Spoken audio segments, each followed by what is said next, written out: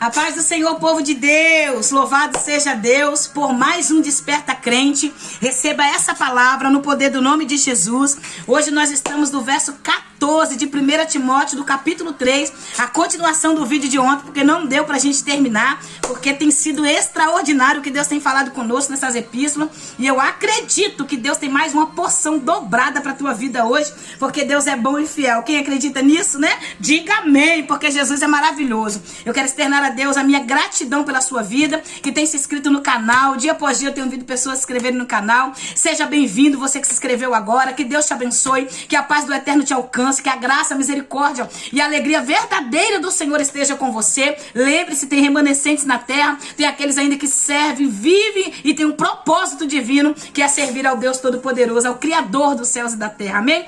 Deus te abençoe, estou grata a Deus mais um dia. Sou feliz, irmãos, porque todos os dias eu entendo da parte do Senhor, eu entendo do céu, que eu tenho uma oportunidade para uma transformação na minha vida. E eu quero te convidar a pensar assim também. Todo dia que você levantar, saiba que Deus está te dando a oportunidade de você ser melhor do que foi ontem. Sabe que Deus está dando a oportunidade de você amar de verdade, não com fingimento. Sabe? Te deixe pessoas que Deus tirou no seu caminho longe de você. Não traga para perto de você pessoas que Deus já tirou, entendeu? Não traga. Não traga pessoas que Deus tirou do teu caminho para perto, porque tem pessoas que elas vão passar no seu caminho. Alguns vídeos aqui atrás eu falei uma frase, eu vou repetir. Tem pessoas que vai participar do seu passado, tem pessoas que vai participar agora do seu futuro, mas tem pessoas que vai te levar para o futuro. Tem pessoas que vai estar hoje, mas amanhã não vai estar. Agora tem pessoas que vai estar para continuar no seu futuro amanhã. Então tenha perto de você pessoas boas, pessoas puras, pessoas que têm propósito, pessoas que amam a Deus acima de tudo. Sai de perto de pessoas gananciosas, fuxiqueira, fofoqueira, pessoas que só contra você para falar mal de um, de outro. Você sabe da irmã fulano? Sai de perto dessas pessoas. Essas pessoas são de mente pequena, mente medíocres, pessoas que não têm propósito. Ora pela libertação delas e prossiga.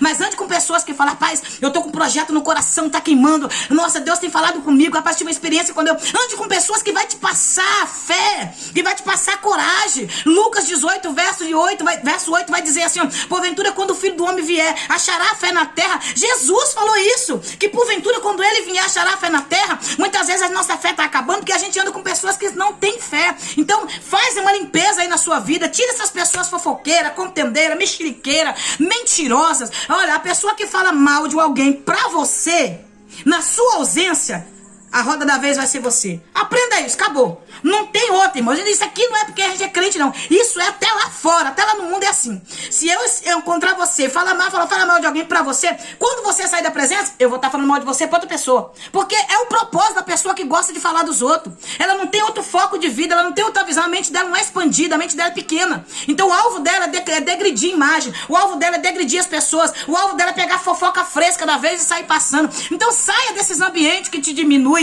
saia desses ambientes que te botam no mesmo nível que pessoas que não tem um nível ainda, mas você foi chamado para um propósito maior. Então abre a tua visão, não sei para quem quer, mas recebe no nome de Jesus e posiciona para Deus cumprir na sua vida o que Ele tem, amém? Deus abençoe sua vida. O assunto é outro, então vamos entrar aqui. Hoje nós vamos falar sobre a ordem na igreja de Deus. Nós vamos falar sobre o propósito de estar dentro de uma casa, de uma igreja, servindo ao Senhor, né? O apóstolo Paulo, nesse capítulo 3, ele vai falar para os bispos, para os pastores, para os presbíteros, para os diáconos, para a diaconisa. Ele vai falar como tem que ser a separação das coisas na casa de Deus, as ofertas, quem vai cuidar das ofertas na igreja, que é os diáconos, quem é que vai ali visitar os lares, são os diáconos e as diaconisas, que vai visitar o lar, ver a necessidade da igreja, que limpa a igreja, tudo isso, né? Eu acho que eu nem fui muito profundo desse assunto, né, irmão? Mas à frente faz outro vídeo e eu faço mais profundo sobre isso. Então são os trabalhos deles, né? Aí ele vai separar, ele vai colocar ordem. Por que ele está falando sobre ordem na casa, missionário Odete? O que está acontecendo? Essa igreja está situada em Éfeso.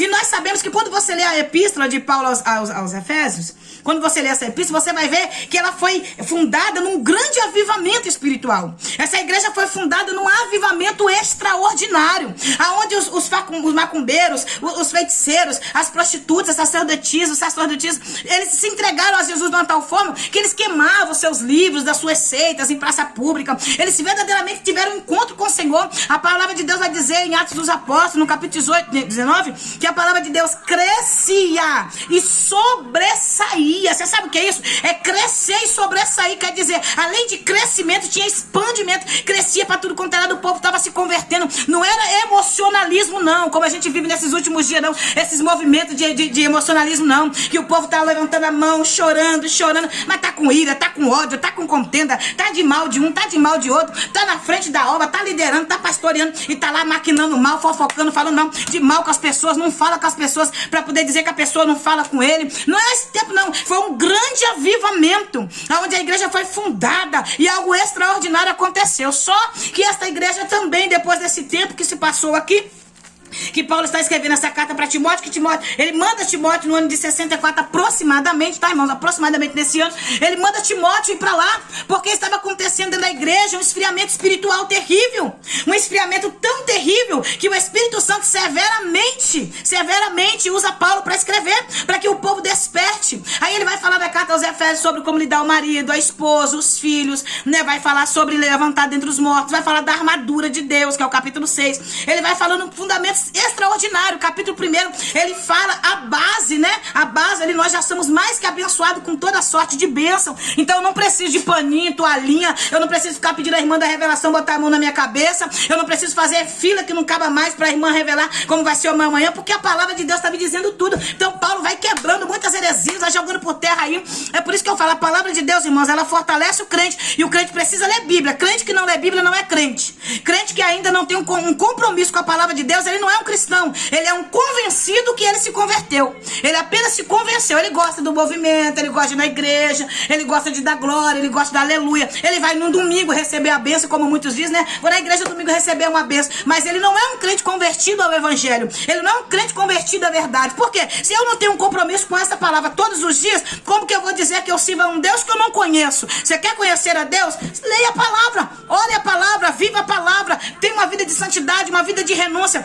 Estilo, meu irmão, ser um cristão é um estilo de vida. Ser um cristão é você mudar a sua vida. Ser um cristão não é você entrar em dogmas de homem, não. Você vai ter um estilo de vida do céu. Eita, coisa linda. É um estilo de vida do céu. Então Paulo vai falar, ainda que alimenta a esperança ainda que alimente a esperança de te ver-te em breve, escrevo estas orientações. Paulo está dizendo, olha Timóteo, eu tenho a esperança de te ver em breve, mas caso tarde, caso eu não chegue, eu demore mais, eu já vou te mandar logo uma carta para você já ir lendo aí para a igreja, nas igrejas aí situadas em Éfeso, alertando um povo que a casa de Deus tem doutrina, que a casa de Deus tem orientação, que a casa de Deus não é uma bagunça, a casa de Deus não é um lugar, uma terra sem lei, não. A casa de Deus, ela tem líder. Então ele começa a escrever falando, a casa de Deus, ela tem o exemplo de fé. A casa de Deus não é uma ONG, aonde todo mundo chega, faz o que quer. E não, a casa de Deus, ela tem ordem e decência. E ele vai começar a escrever no versículo 15.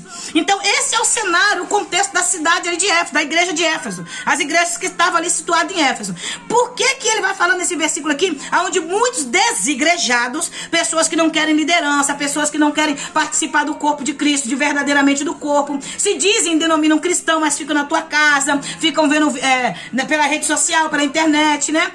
Pregações, ou então lê a Bíblia em casa. Tem gente que lê a Bíblia em casa e fala que é mais crente do que quem tá ali no corpo, ácido, servindo ao Senhor, enraizado na videira. Isso é desigrejados, irmãos. Nós vamos entender que isso é uma heresia.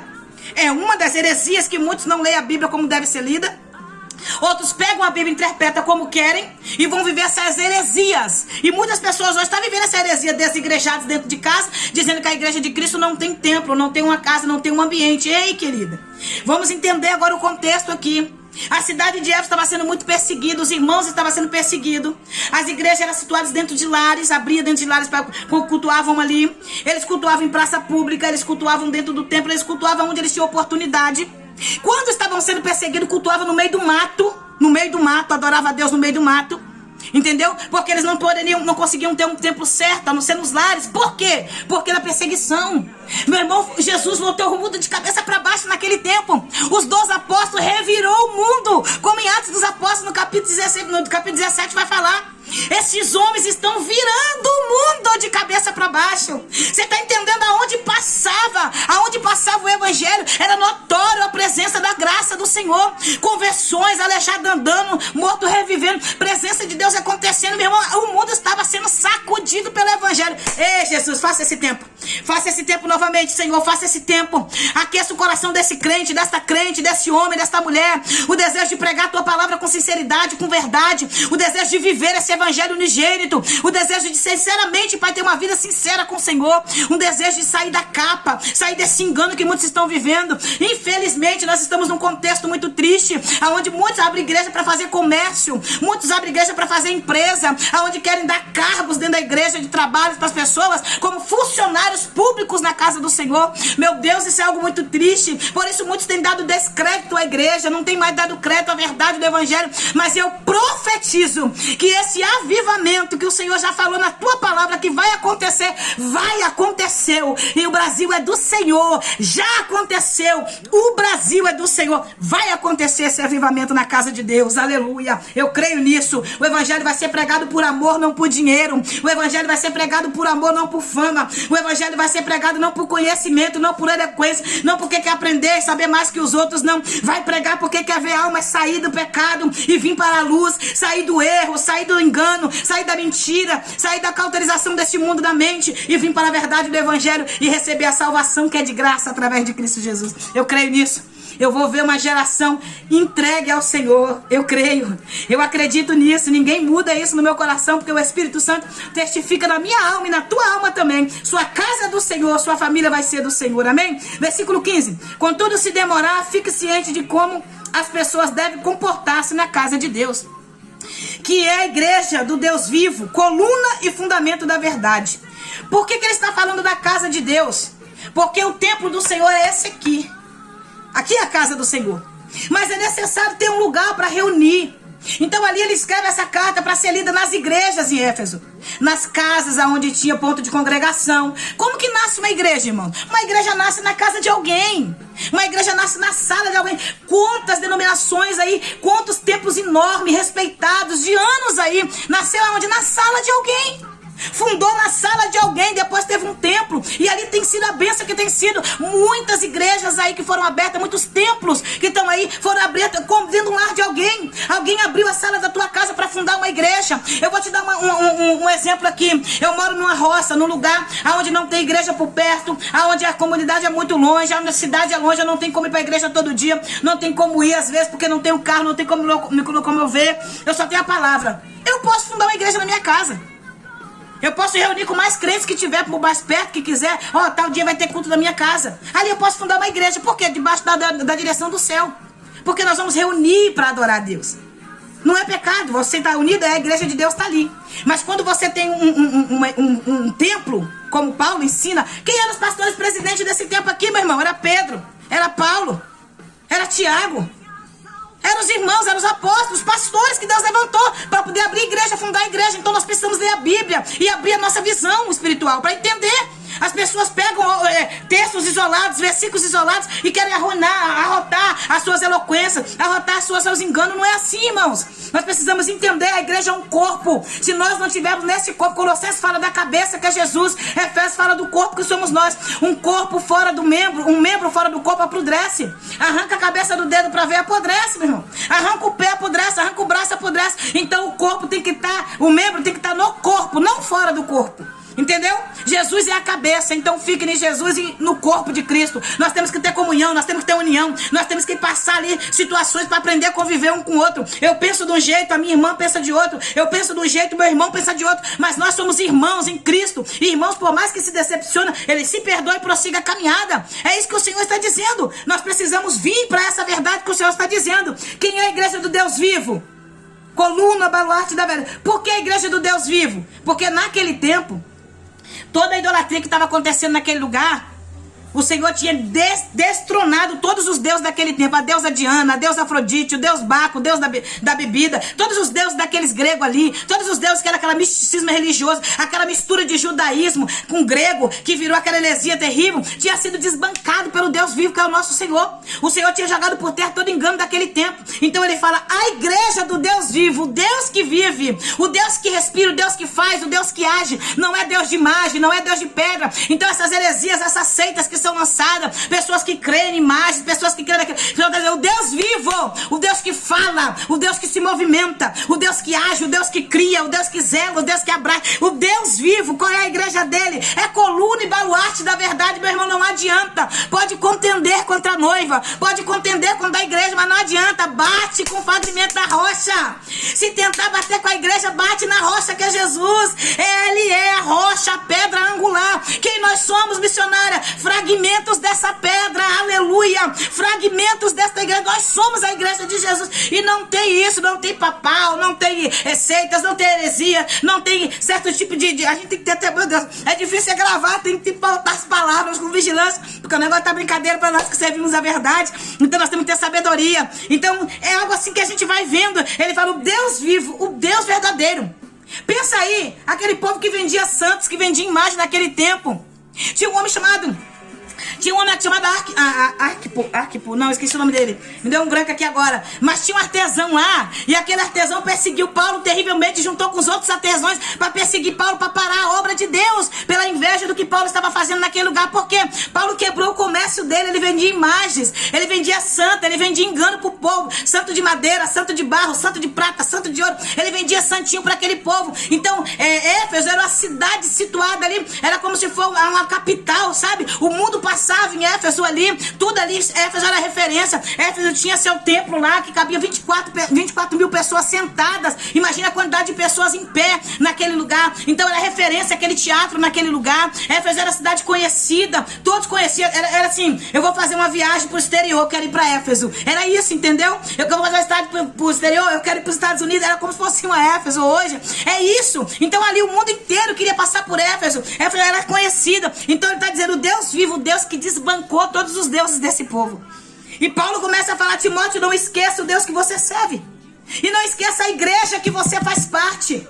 Não esqueça a igreja que você está situado. Não esqueça a igreja que você é pastor. Não esqueça quem é você dentro do reino. Não esqueça a autoridade que Deus te deu na tua mão. Ele está dizendo, olha, Timóteo, se você tem que botar de banco, bote. Se você tem que corrigir, corrija. Se você tem que tirar da função, tire. Se você tem que excluir da igreja, exclua, porque você tem autoridade da direção do céu. É Deus que te deu essa autoridade, foi Deus que colocou aí. Quantos líderes faltam aí, sem irmãos? Quantos dias falta pegar a sua autoridade que Deus deu e começar a usar na casa de Deus? Para tirar essa raça de gente brincando com Deus. Esse bando de aproveitador de urubu na casa de Deus. Comendo da gordura. Brincando com a fé, matando a fé das pessoas. Fazendo os nossos adolescentes não acreditar em Deus. Desviando o caminho dos nossos filhos. Quantos filhos não vão mais na igreja porque de posicionamento até de pais corruptos. Até de pais que não tem posicionamento, que não tem vida com Deus. Quantos adolescentes preferem ir para o mundo? Quantos? Do que estar na casa do Senhor, porque é de pessoas que não querem ser submissas ao Senhor, que não querem se converter de verdade. E muitas lideranças não agem como deveria vir, não usam a sua autoridade para poder corrigir certos erros. Tem homens de Deus, que não se corrompe, que não se vende, que tem posicionamento, que independente, não quer ser amado por homem, não quer ser amado pelo céu. Eu não tenho problema com quem me odeia, meu irmão. Quer me odiar, me odeia. O problema é de quem quiser me odiar. Meu negócio é com o céu. Meu negócio é com a palavra. Eu não vivo atrás de aplausos de homem. Porque quem vive atrás de aplausos de homem para pelas críticas deles. Então eu não vim para ser aplaudida. Eu vim para ser amada por Deus. Eu vim para servir o céu. Eu vim para fazer a vontade de Deus. Entendeu? Então esse é o foco daqueles que estão na frente da obra.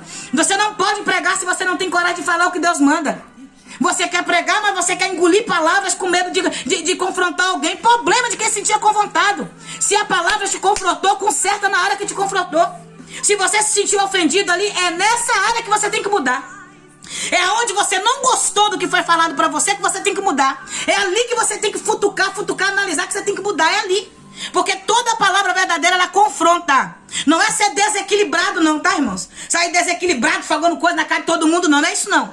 É ter equilíbrio do céu, mas falar a verdade que Deus manda. Um desequilibrado que fala, o negócio é verdade, eu vivo a verdade, eu falo a verdade, mas nem ele mesmo sabe o que é verdade, porque não tem. Você tá entendendo? É equilibrado, é falar o que Deus manda, é falar quando Deus manda, calar quando Deus manda, fazer tudo na hora que Deus manda fazer. Entendeu? Ontem eu falei algo aqui que eu quero abrir um parênteses que eu tava hoje pensando e eu não falei, mas eu vou falar. Eu falei algo sobre vestimenta ontem. Porque possa ser que alguém venha aqui e fale, eu também não. Então deixa eu te falar. Não adianta também botar uma saia no pé, uma blusa grande e a língua roubar o chão, tá? Não adianta mudar a vestimenta, a roupa por fora e a língua varrer o chão. Ser linguaruda, contendeira, fofoqueira, prostituta. Então não adianta mudar a vestimenta se não muda o caráter. A mulher tem que mudar o caráter. Eu tô falando para as mulheres. Não adianta transformação se não vier de dentro. O Senhor me deu uma frase esse ano agora para um trabalho de mulheres que eu falo, chamado Mulheres Sábias em Tempo Difícil, tá aqui, né? É muito forte esse trabalho. E o Senhor me deu uma frase. O Senhor falou assim: minha filha, toda mulher que se deixa ser purificada e limpa pela minha palavra, ela não precisa falar, mas notório do lado de fora vai refletir. Então a mulher que ela é deixada ser tratada por dentro, limpa pela palavra de Deus, minha querida, você nem precisa dizer que você é, porque todos vão te reconhecer. Até quem não quer te reconhecer vai ter que te reconhecer, porque a marca do céu está em você. Amém? Então não adianta, eu vou mudar minha vestimenta, não, e não mudar o caráter. Muda o caráter, e aí depois você deixa Deus trabalhar naquilo que Deus tem para fazer na sua vida. Não dá mais pra continuar, eu nunca consigo terminar um vídeo. Glória a Deus, Deus te abençoe. Mas vou ler aqui esse versículo para amanhã a gente entrar no capítulo 4, amém? Olha só, sem dúvida, grande é o mistério da fé. Glória a Deus. Deus foi manifestado em carne, foi justificado no Espírito, contemplado pelos anjos, pregado entre as nações, crido no mundo e recebido na glória. Sabe o que Paulo está dizendo, Timóteo? Ele veio desde o início, desde o princípio, ele anunciou o final, consumiu tudo aquilo que ele falou, fez o que tinha que ser feito, porque Isaías 46, versículo 10 vai dizer que desde o início eu projetei o final. Deus está dizendo, desde o início já estava tudo na minha direção. Então Deus está dizendo: minha irmã, não se preocupe, meu filho, não se preocupe, minha filha, desde o início eu já projetei o final. O que você está vivendo é simplesmente o processo para você chegar no propósito. Fica firme. Ele está dizendo, sem dúvida, grande é o mistério da fé. Fé é para quem é doido, irmão? É loucura eu sentar aqui e falar para você: vai mudar tudo na minha vida e não vai demorar. E as pessoas olhavam e falavam: será? E eu falava: vai. E você olhar pra sua casa e falar assim, alguém chegar e falar: meu Deus, minha irmã, coitada de você. Aí você olhar e falar: coitada de mim? Coitado do diabo, da vergonha que ele vai passar no que Deus vai fazer aqui nessa casa. É isso, fé, creia nisso. Grande é o mistério de quem tem fé, meu irmão. Grande é o mistério de quem se converteu de verdade. Não foi emocionalismo, não foi convencionismo. Eu acho, não, foi conversão verdadeira. Saiu mesmo do charco de lodo, de perdição, se entregou a Jesus. Não é o que meia dúzia de pessoas vai falar que vai definir quem você é. Um dia eu falei com meu filho, eu pego muito no pé deles com questão de amizade. Eu sou muito chato, pego no pé. E eu falando com ele, né, que ele tem que vigiar as amizades, não pode ir em qualquer ambiente, tem que ter sabedoria e tal. Ele falou: mãe, o que as pessoas falarem de mim não vai definir quem eu sou. Ele falou pra mim. E depois eu fiquei analisando. Aí eu entendi o que ele quis dizer. Não é que não importa o que as pessoas falam, isso não existe também, tem que se importar. Mas o que eu entendi foi o que ele quis dizer. E o ambiente que eu estiver, eu sei quem eu tô, o que eu tô fazendo. Eu não vou fazer porque alguém tá fazendo. Ele quer dizer, eu tenho um caráter. Ele quis dizer isso pra mim. Eu tenho um caráter, eu não vou ser manipulado por quem tá ali fazendo. Então é isso que Deus tá dizendo. Não seja manipulado pela meia dúzia. Nós estamos vivendo dentro de um cenário onde nós parecemos ser estranhos. Nós estamos numa terra de pessoas tão iguais, sem transformação, que quando você chega diferenciado, a atenção volta pra você, porque no meio dos iguais, você é diferente. Entendeu? Pega essa visão aí, minha querida, e vamos para o alvo, vamos para o céu. Deus te abençoe, que a paz do Eterno te alcance nesse momento, que essa graça, rica misericórdia do Senhor esteja com você. Lembre-se, Jesus Cristo, Ele cumpriu o propósito dele para que você cumpra o seu. Amém? Cumpra o seu. Ele é poderoso. Ele é poderoso, ele é poderoso, ele é poderoso. Lembre-se, tem ordem na casa de Deus, tá? Cada membro tem a sua função. Fique na sua função. Fique naquilo que Deus te chamou. Não queira atropelar ninguém, não queira derrubar ninguém, não queira defamar ninguém, não queira roubar a cadeira de ninguém. Porque quando, olha só, hein? Quando Naamã preparou a forca para Mardoqueu, ele confiou que Mardoqueu seria enforcado. Tá? Cuidado. Naamã fez a forca para Mardoqueu, achando que Mardoqueu seria enforcado. Mas o mundo dá volta. O céu não está no controle da tua mão. O céu não está no controle do seu querer, da sua meninice. O céu está no controle do Todo-Poderoso. O Deus que justifica conhece coração. Então não vai querer roubar a cadeira, tá, minha filha? Não vai querer atropelar ninguém para tomar lugar, não. Fique na função que Deus te deu e você vai ser honrado dentro do ministério. Vai ser honrado na casa de Deus. Deus te abençoe. Um abraço no coração. Fique em paz com Jesus. Medite nas palavras. Mude o posicionamento. Se está mudando, continue. Se já melhorou, melhore mais ainda para você mesmo, viu? Deus te abençoe, fique com Deus e Deus te abençoe. Desperta, crente.